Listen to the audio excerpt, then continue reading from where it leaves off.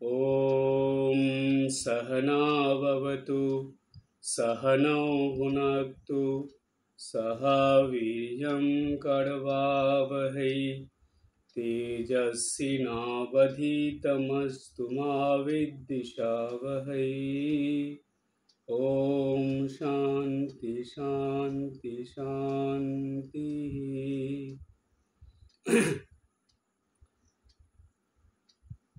আমাদের ধারাবাহিকভাবে কঠোপনিষদের আলোচনা হচ্ছে।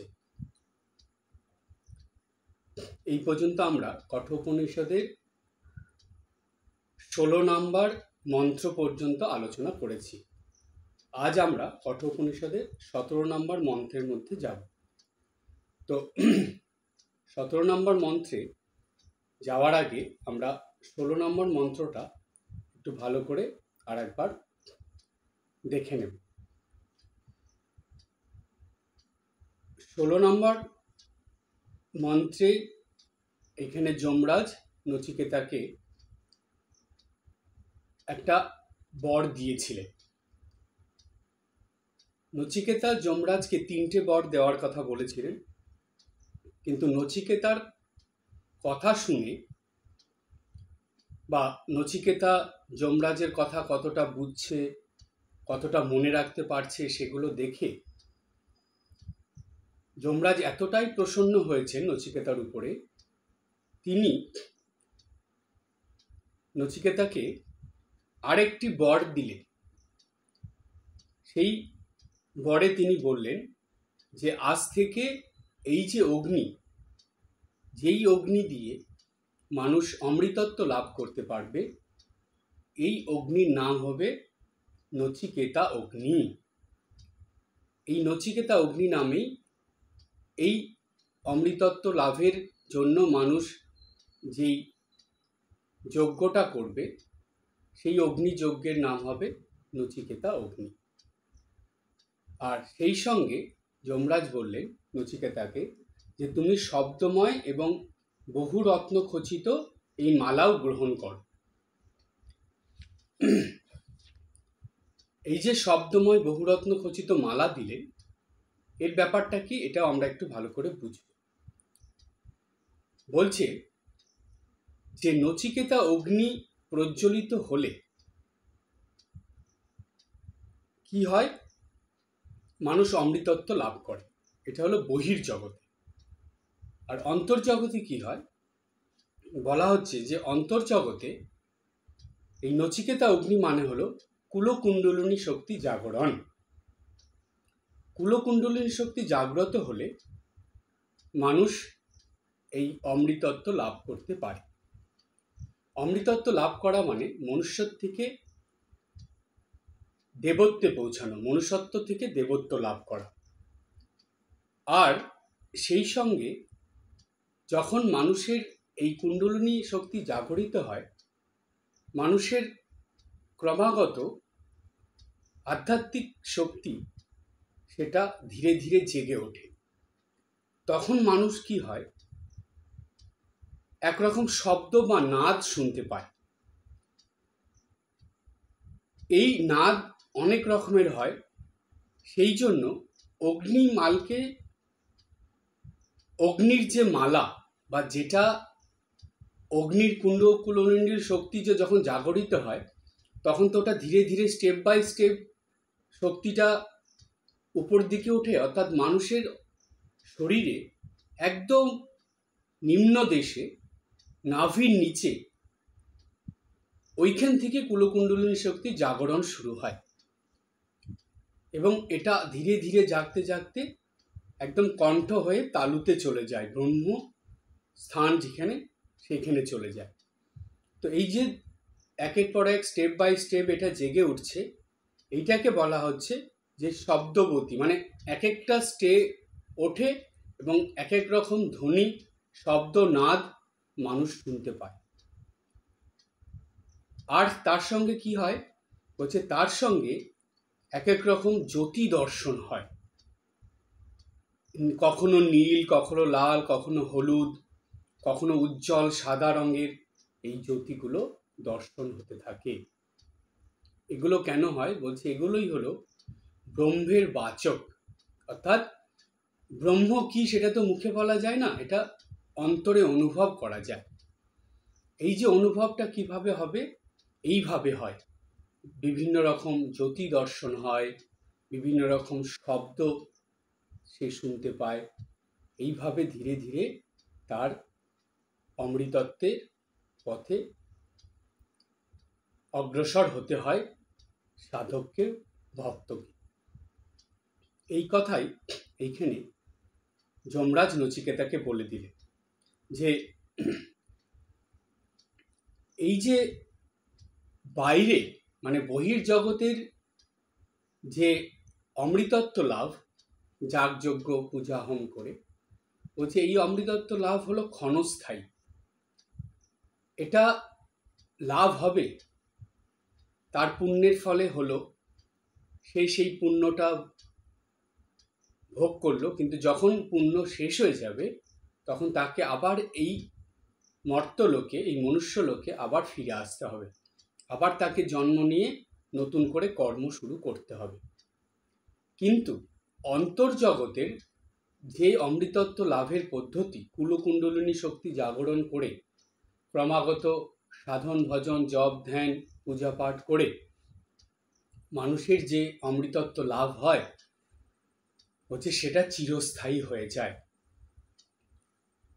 তখন তাকে আর এই মনুষ্যলোকে, এই মর্তলোকে ফিরে আসতে হয় না। সে তখন জন্ম মৃত্যুর হাত থেকে চিরদিনের মতো মুক্ত হয়ে যায়। স্বামীজি বললেন, এই যে দেবতাদের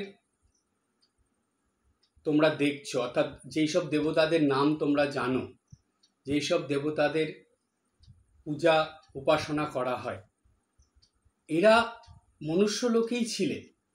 মনুষ্যলোক থেকে ক্রমাগত পুণ্যকর্মের ফলে ধীরে ধীরে তারা দেবত্ব প্রাপ্ত হয়েছেন। এই দেবত্ব প্রাপ্ত হয়ে তারা দেবতা হয়ে গেছেন।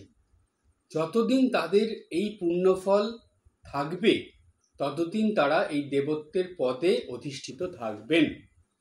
যখনই বা যেদিন তাদের এই পুণ্যফল নষ্ট হয়ে যাবে, অর্থাৎ শেষ হয়ে যাবে, তখনই তাদেরকে আবার এই মর্তলোকে, এই মনুষ্যলোকে জন্ম নিতে হবে, এখানে কর্ম করতে হবে, সেই কর্মের পুণ্যফলে তারা আবার সেই স্থানে পৌঁছতে পারবে।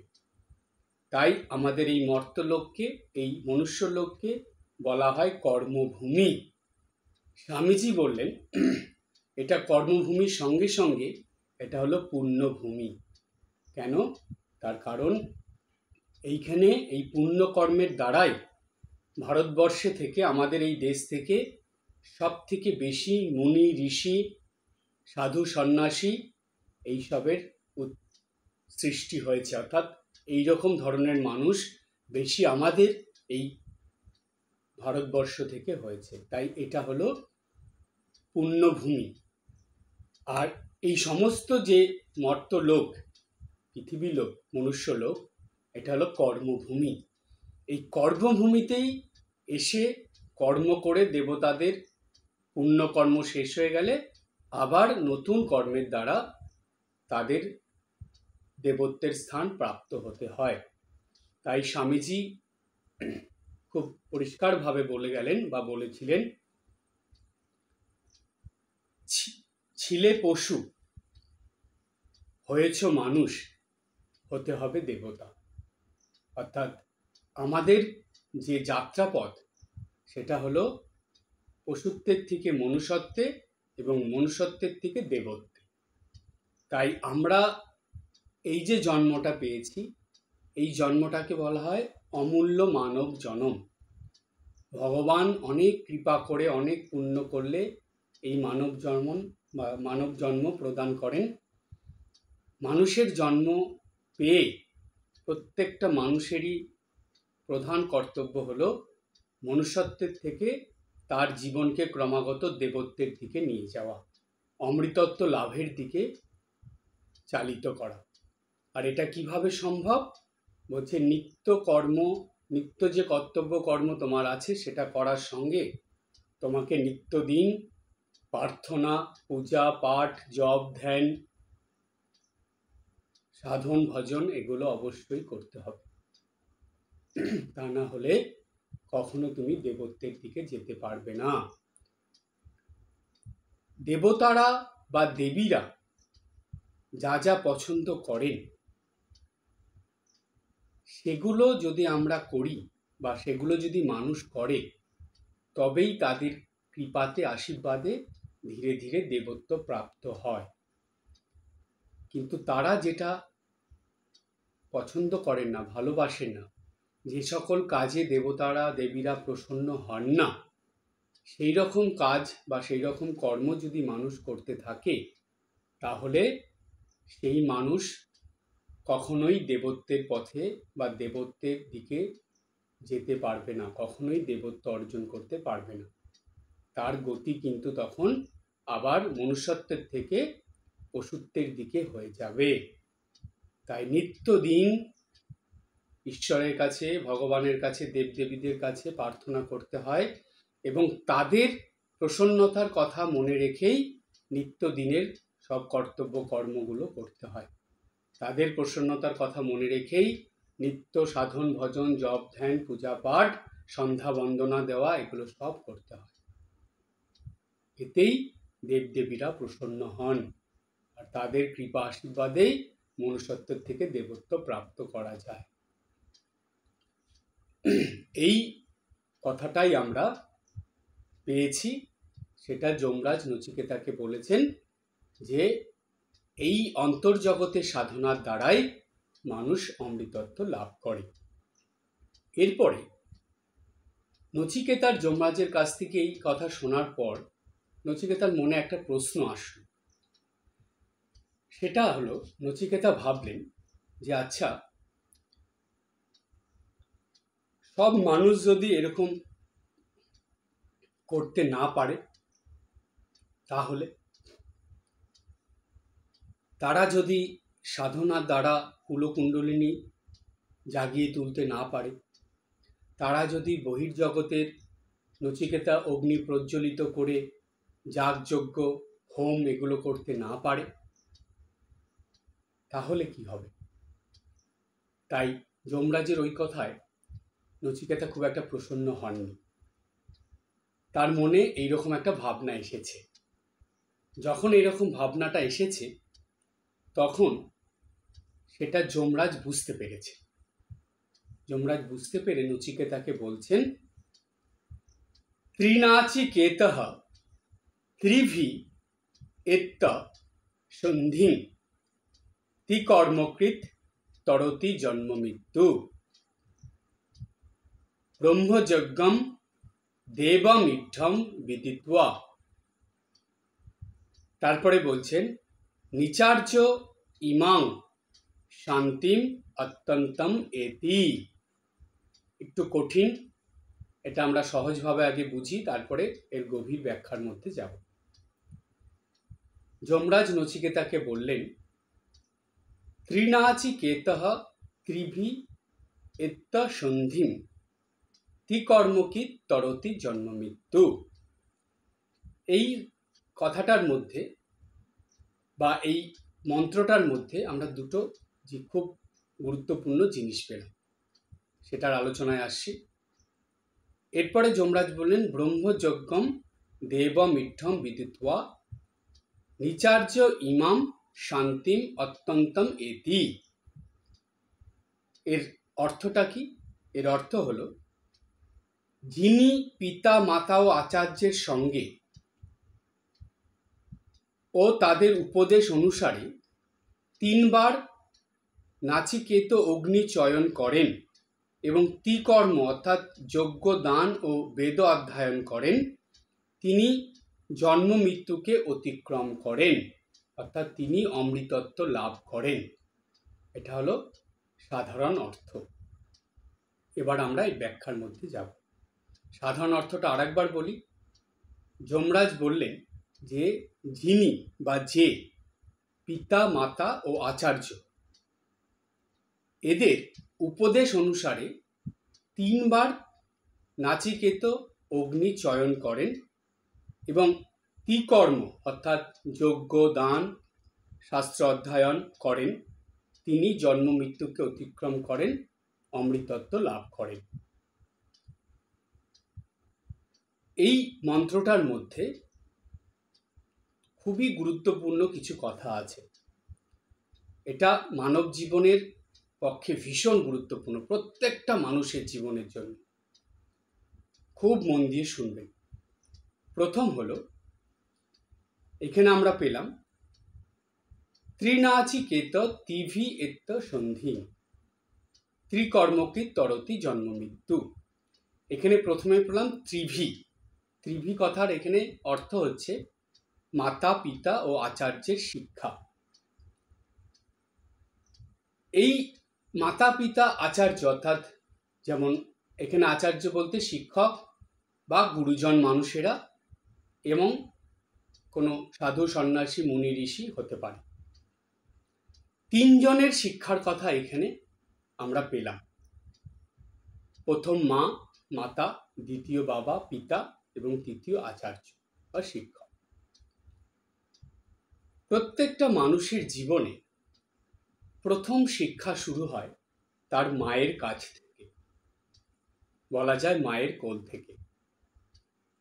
প্রথম শিক্ষা গুরু হলেন সেই শিশুটার মা। মায়ের শিক্ষার পরে শিশুটা যখন একটু বড় হয় তখন তার বাবার শিক্ষা শুরু হয়। বাবার কাছ থেকে শিক্ষা পাওয়ার পর শিশুটা যখন আরেকটু বড় হয় তখন মা বাবার শিক্ষার পাশাপাশি গুরুজনদের শিক্ষা শুরু হয়। এই গুরুজনের মধ্যে কিন্তু শিক্ষক শিক্ষিকারা পড়েন, গুরুস্থানীয় ব্যক্তিরা পড়েন এবং সাধু সন্ন্যাসীরাও, মহারাজরা যাই বলুন, তারাও পড়েন। এই শিক্ষার যে ধারা, এটা সনাতন হিন্দু ধর্মের ধারা।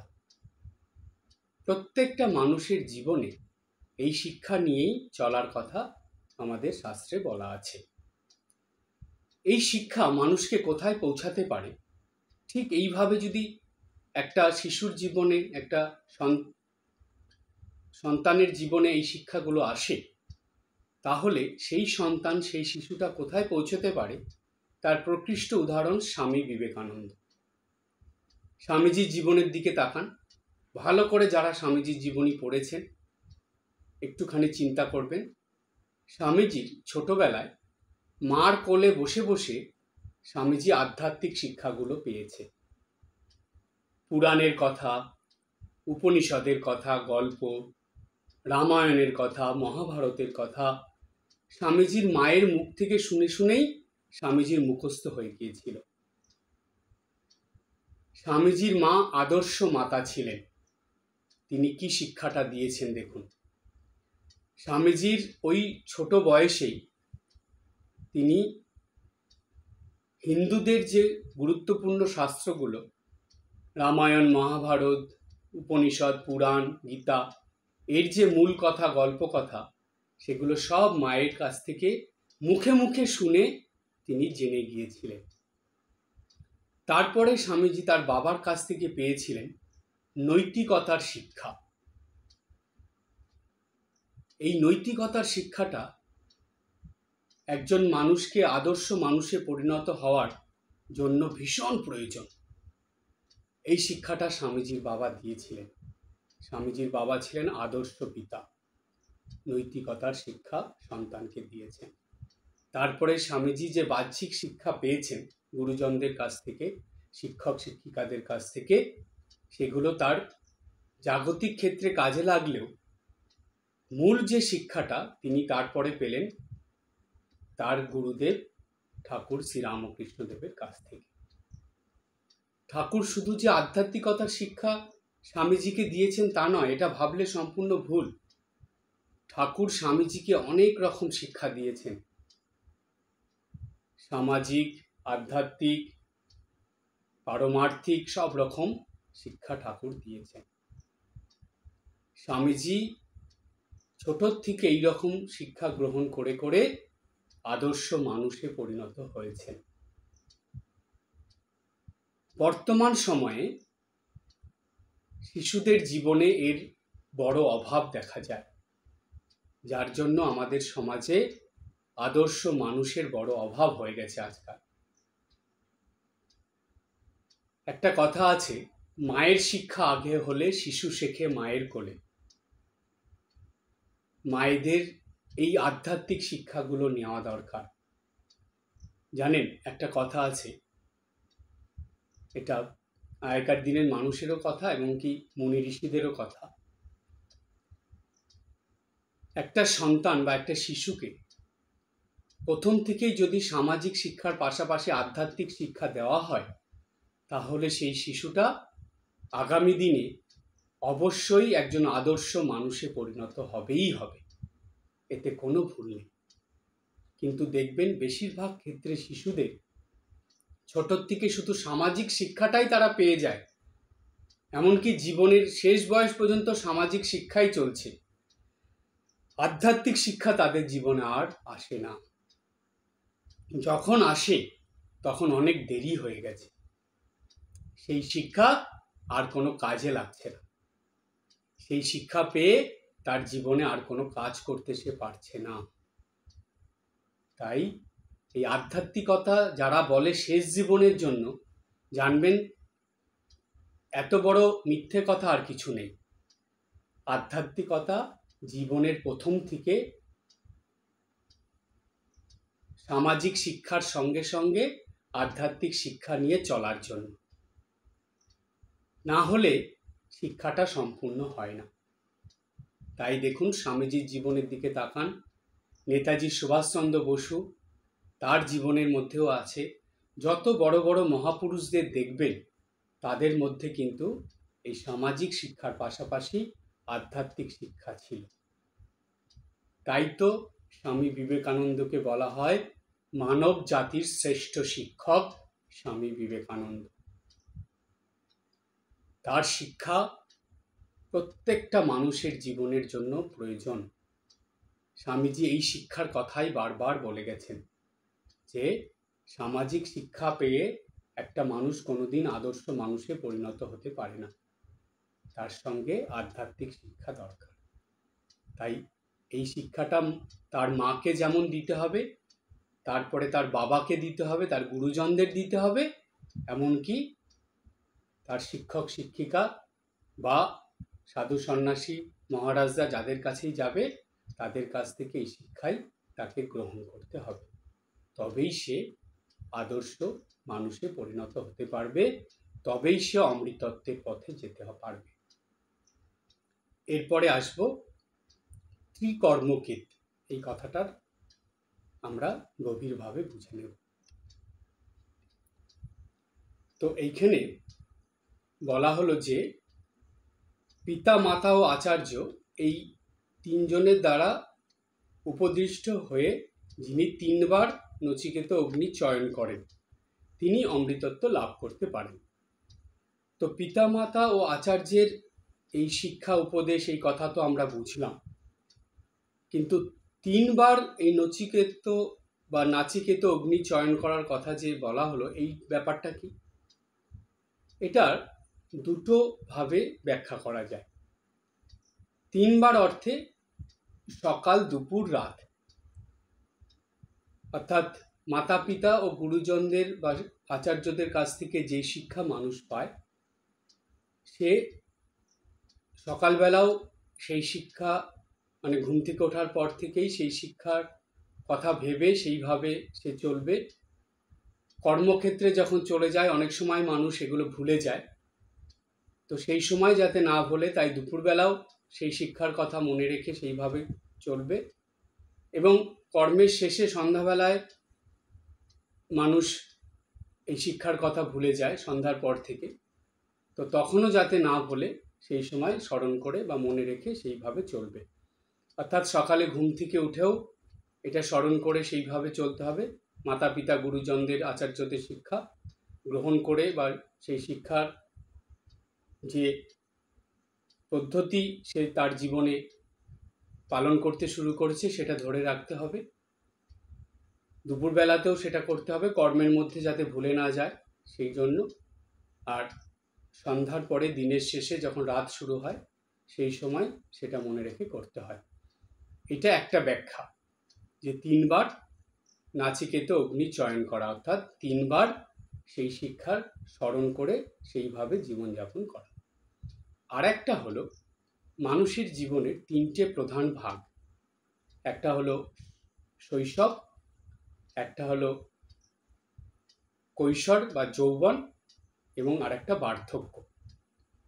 তাই শৈশব অবস্থা থেকে যে শিক্ষা মানুষ পায় সেটা যাতে সে ভুলে না যায় সেটা হলো প্রথম। দ্বিতীয় হলো তার যখন কৈশোর বা যৌবন অবস্থা আসবে সেই সময়ও যাতে সে পিতামাতা এবং তার আচার্যের শিক্ষা, গুরুজনদের শিক্ষা ভুলে না যায় সেটা দ্বিতীয়। এবং 3 নম্বর, মানুষ যখন বার্ধক্যের দিকে যায়, বয়স হয়ে যায়, সেই সময়ে যাতে সে জীবনের শেষ দিন পর্যন্ত পিতামাতা এবং আচার্য গুরুদেবদের শিক্ষা সে জানি কখনো না ভুলে যায়। এটা হলো আর একটা ব্যাখ্যা। তাই বলা হয় যে এই 3 বার নাচিকেত অগ্নি, অর্থাৎ এই সাধন ভজন বা অমৃতত্ব লাভের যে শিক্ষা, যেটা পিতামাতা এবং গুরুদেবের কাছ থেকে বা গুরুজনদের কাছ থেকে বা কোনো আচার্য মহাপুরুষের কাছ থেকে বা সাধু সন্ন্যাসী এবং মহারাজদের কাছ থেকে পাওয়া গেছে, সেই শিক্ষা যাতে সে জীবনের শেষ দিন পর্যন্ত পালন করে চলে। এর দ্বারা কি হবে? এর দ্বারা সে অমৃতত্ব লাভ করতে পারবে এবং মনুষ্যত্বের থেকে দেবত্বের দিকে চালিত হতে পারবে বা মনুষ্যত্বের থেকে দেবত্বে উত্তীর্ণ হয়ে যেতে পারবে। এই কথাই প্রথমে যমরাজ নচিকেতাকে বললেন। এটা হলো একটা উপায় বলে দিলেন। এটাকে আমরা দ্বিতীয় মানে 2 নম্বর উপায় ধরতে পারি। কেন? প্রথম উপায়টা হলো অন্তর্জগতে কুলকুণ্ডলিনী জাগরণ করে অমৃতত্ব লাভ। এটা হলো প্রথম উপায় হিসাবে বলেছে। দ্বিতীয় উপায় হিসাবে কি বললেন? পিতা মাতা ও আচার্যের শিক্ষা, যেটা সারা জীবন পালন করে চলা। এইবার তৃতীয় উপায়ের আলোচনার মধ্যে আমরা যাব। সেই আলোচনায় যাওয়ার আগে আর একটা কথা আমি বলবো। প্রত্যেক মাতা পিতার কাছে, মা বাবার কাছে এটা আমার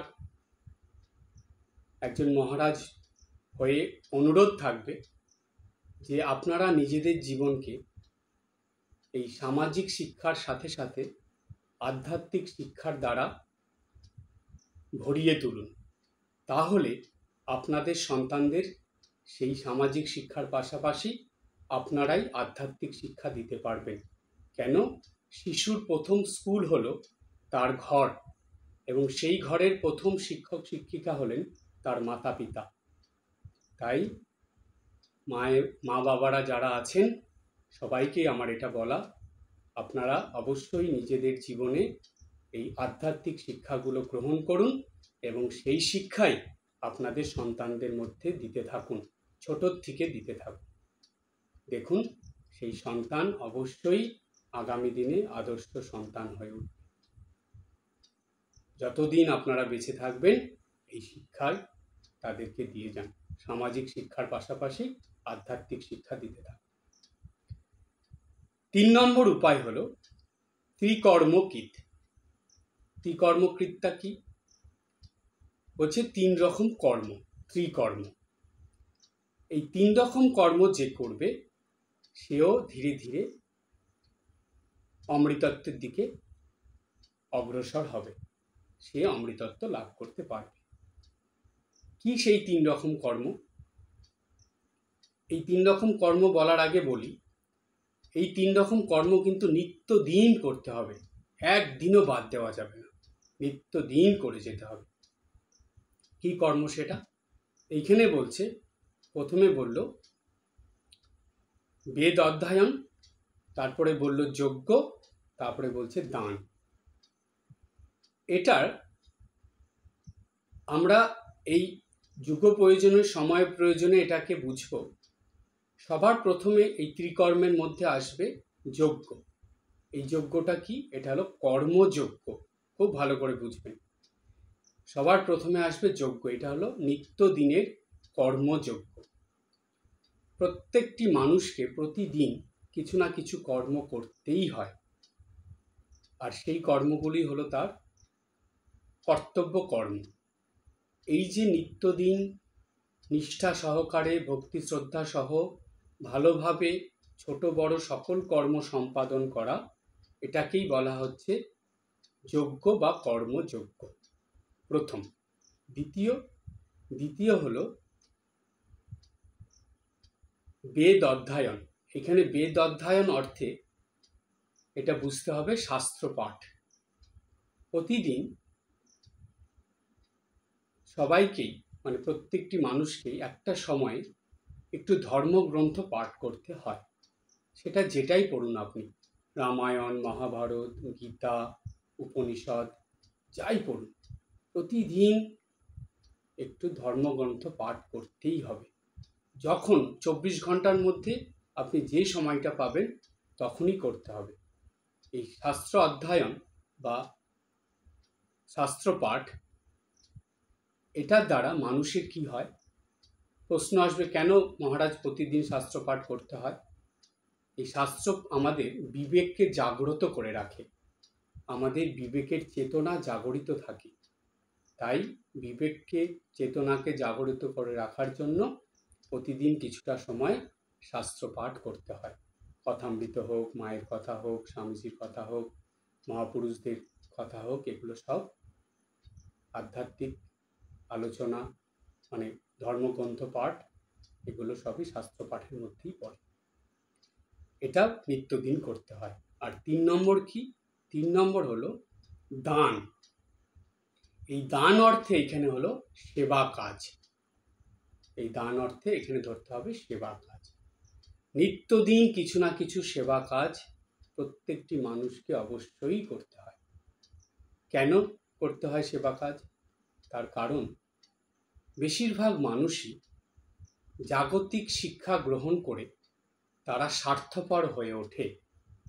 তারা সর্বদা শুধু আমি আমার কথা ভেবে নিজের স্বার্থ দেখেই কর্ম করে চলে, অধিকাংশ মানুষই তাই।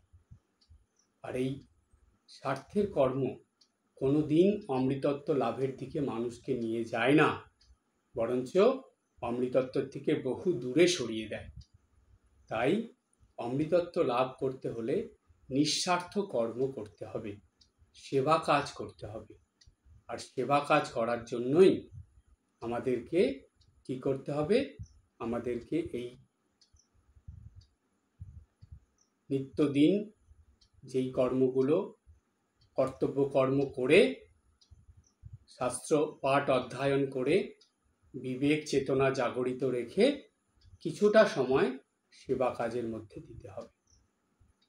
নিত্যদিন যারা ঠাকুর সেবা করে, অনেকে বলবে বা অনেকের মনে প্রশ্ন আসে, মহারাজ আমাদের তো বয়স হয়ে গেছে, কোমর ব্যথা, ঠিক করে হাঁটতে পারি না, দাঁড়াতে পারি না, পায়ের হাঁটুতে ব্যথা, কি করব, কি করে সেবা কাজ করব, কোথায় যাব, এরকম নানা রকম প্রশ্ন তাদের মনে আসে।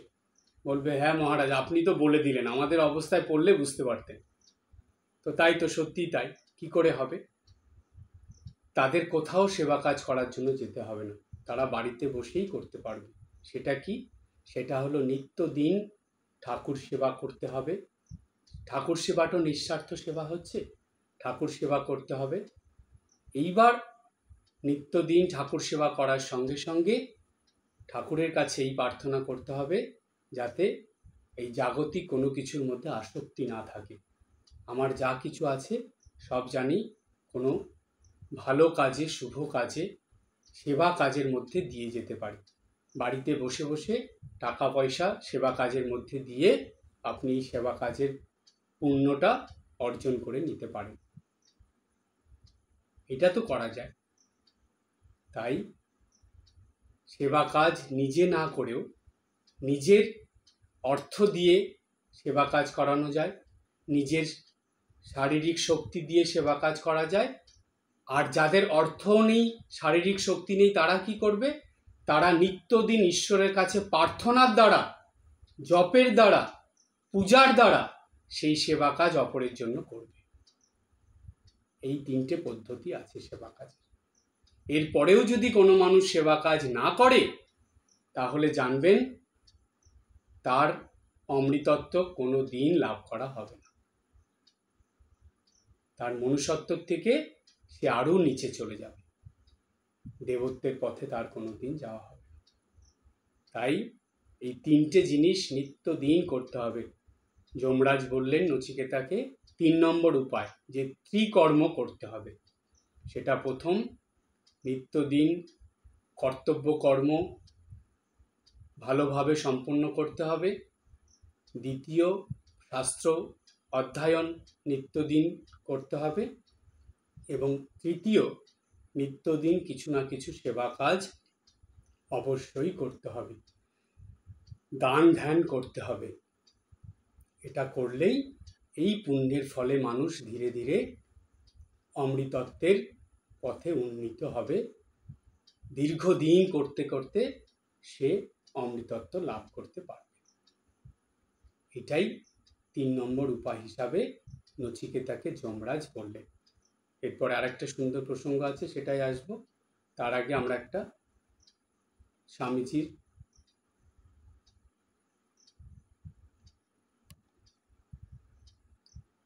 একটি কথা আমরা এখন স্মরণ করব, স্বামীজির কথা।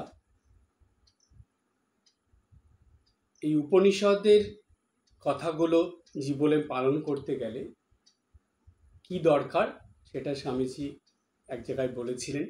এই প্রসঙ্গ আলোচনা করতে গিয়ে উপনিষদের স্বামীজি বলছেন যে উপনিষদ বলিতেছে, হে মানব, তেজস্বী হও, দুর্বলতা পরিত্যাগ করো, অভি হয়ে ওঠো। অভির কথা বলছেন। অভি কথার মানে হলো ভয় শূন্য হওয়া। অর্থাৎ তেজস্বী হতে বলছেন, দুর্বলতা পরিত্যাগ করতে বলছেন এবং সেই সঙ্গে ভয় শূন্য হতে বলছেন। এই তিনটে জিনিস স্বামীজি বললেন।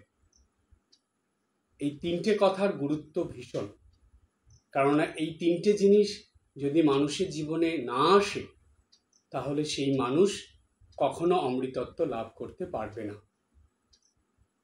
প্রথম তাকে তেজস্বী হতে হবে, সকল রকম দুর্বলতা দূর করে দিতে হবে এবং অভি হতে হবে, ভয় শূন্য হয়ে উঠতে হবে। তবেই সেই পুরুষ বা সেই মহিলা, সেই ভক্ত, তারা এই উপনিষদের বাণী শুনে নিজের জীবনে সেটা পালন করতে পারবে এবং তারাই অমৃতত্ব লাভ করে জীবন ধন্য করতে পারবে। তাই আমরা আজ এই 17 নম্বর মন্ত্র থেকে মাত্র 2 লাইনের মধ্যে, 17 নম্বর মন্ত্রে 4টে লাইন আছে, 2 লাইনের ব্যাখ্যায় আমরা এসেছি এবং সেই ব্যাখ্যাটা আজকে আলোচনা হলো। তার মধ্যে থেকে মূল কথা যা আমরা পেলাম সেটা হলো এই, যে প্রত্যেকটা মানুষকে 3 রকম শিক্ষার দ্বারা জীবনযাপন করতে হবে সারা জীবন, মানে জীবনের শেষ দিন পর্যন্ত, ভুললে চলবে না। দ্বিতীয়, 3 রকম কর্ম নিত্যদিন করতে হবে জীবনের শেষ দিন পর্যন্ত। এবং তৃতীয় পেলাম যে 3টে জিনিস মানুষকে অর্জন করতে লাগবে এই অমৃতত্ব লাভের জন্য। সেটা হলো স্বামীজির কথার থেকে আমরা পেয়েছি, তেজস্বী, দুর্বলতা শূন্যতা এবং ভয় শূন্যতা। এই 3টে জিনিস তার মধ্যে থাকতে হবে, তবেই একটা মানুষ অমৃতত্ব লাভ করতে পারবে। আজকে এই পর্যন্ত। এর পরের আলোচনায় আরও এই মন্ত্রের যে 2টো লাইন থাকলো সেটার নিয়ে ব্যাখ্যার মধ্যে আসব, সেটা পরের ক্লাসে আলোচিত হবে এবং তার সঙ্গে আরও নতুন প্রসঙ্গে আলোচনার মধ্যে যাব। সবাই ভালো থাকবেন, হাসি খুশি আনন্দে থাকবেন। ওম শান্তি শান্তি শান্তি। হরি ওম তৎসৎ। শ্রীরামকৃষ্ণার্পণমস্তু।